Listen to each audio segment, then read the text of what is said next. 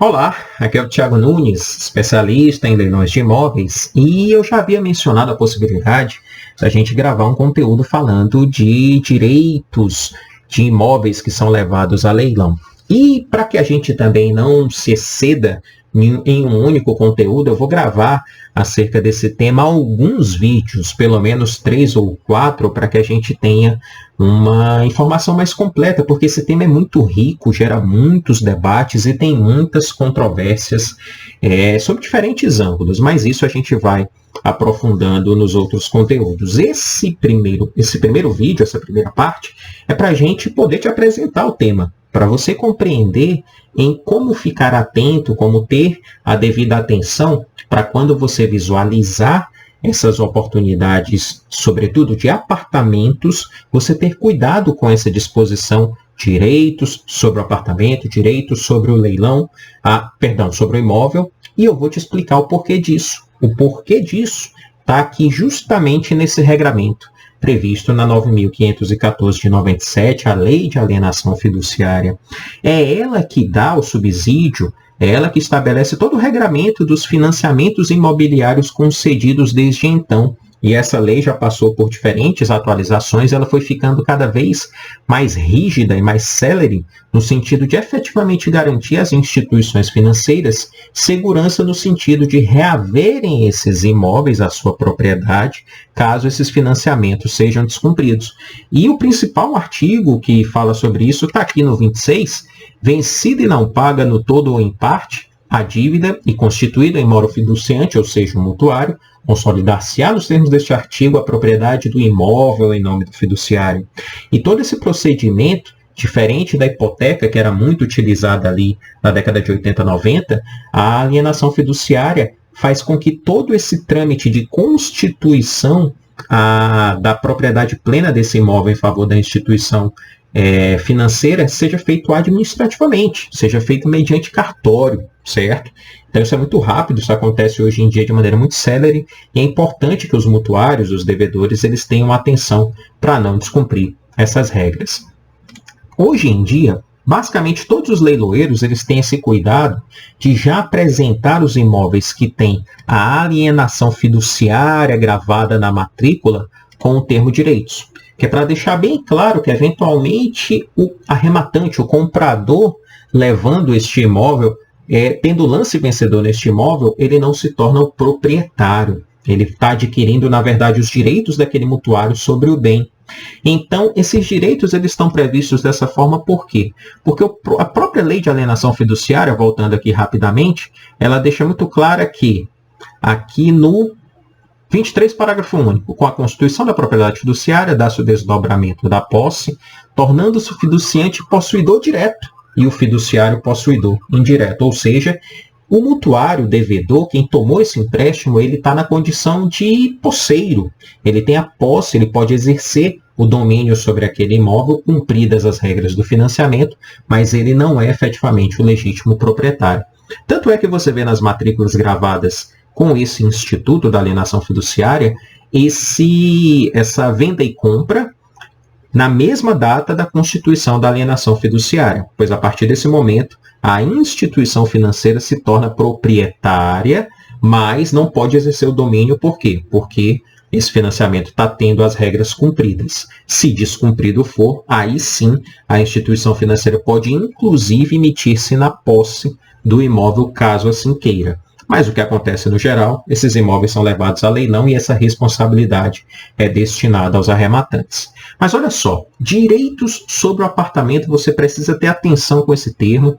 E eu estou te trazendo aqui 3 exemplos em diferentes plataformas. Primeiro aqui na Mega, também temos aqui na Alfa, direitos do apartamento. E aqui na Dê um Lance também, direitos sobre o apartamento. Você vai ver em 80% dos casos que esses direitos geralmente são de algum imóvel que está com alienação fiduciária junto à Caixa Econômica Federal. Afinal de contas, ela é detentora aí de praticamente 80% da carteira de financiamentos imobiliários do país. Aqui também, no edital da Alfa Leilões, por exemplo, eles publicaram aqui tal qual foi aprovado no processo, mas você percebe, alienação fiduciária à Caixa Econômica Federal. esse da D1 lance também não será diferente. Olha o ônus aqui, alienação fiduciária da Caixa Econômica Federal. Por que a gente precisa ter muita atenção com isso?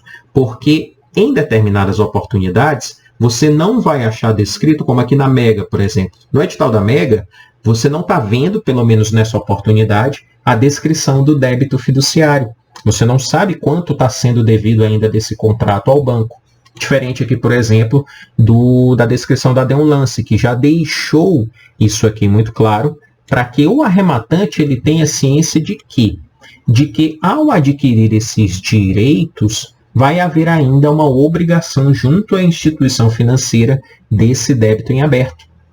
Então, se não houver saldo suficiente da arrematação para quitação desse débito fiduciário, essa responsabilidade será cobrada, será executada em desfavor do arrematante pela instituição financeira. E isso tem diversas decisões a respeito, a gente vai tratar sobre esse tema, sobre esse embate jurídico nos outros conteúdos. Mas eu queria te trazer rapidamente, chamar a atenção rapidamente para esse tema, por quê?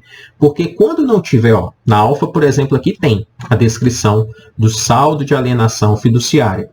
E aí você percebe que esse saldo de alienação fiduciária, eventualmente, ele está coberto dentro desse valor aqui. Mas se você não tiver a descrição, como tem nesses dois editais aqui, de quanto tem o saldo de alienação fiduciária, é muito inseguro arrematar sem essa informação. Então, se porventura, nesse caso aqui da Mega, por exemplo, que você não viu essa disposição no edital do leilão, que você também não está vendo nos documentos alguma planilha ou alguma informação nesse sentido, é muito válido você telefonar para o leiloeiro. Leiloeiro, quanto tá? Qual é a informação que tem no processo sobre essa alienação fiduciária em aberto aqui com a instituição Caixa Econômica? Porque você vai ver, que essa matrícula aqui, por exemplo, não tem consolidação da propriedade, ou seja, esse contrato ele está em aberto.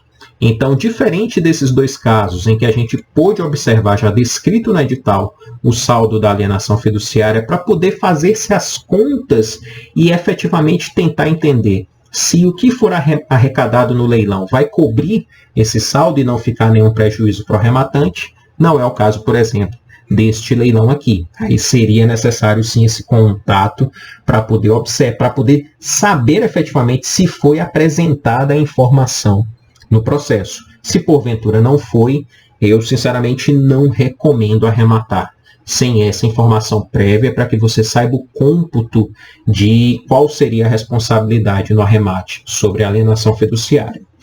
Por enquanto é isso.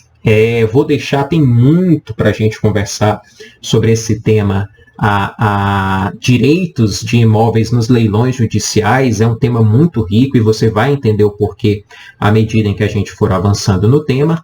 E eu te convido a assistir não só esse conteúdo, mas também os outros vídeos que eu já deixei disponíveis aqui.